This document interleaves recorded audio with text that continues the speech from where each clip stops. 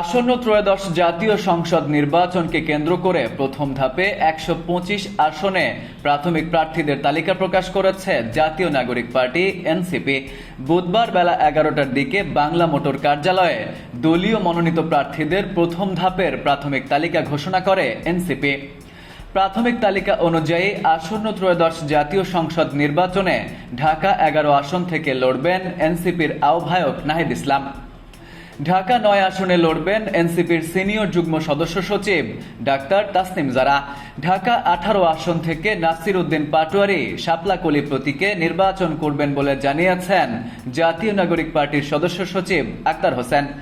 এর আগে বুধবার আগামী জাতীয় সংসদ নির্বাচনে প্রথম ধাপের মনোনয়নপ্রাপ্ত প্রার্থীদের নাম ঘোষণা করার কথা জানায় জাতীয় নাগরিক পার্টি।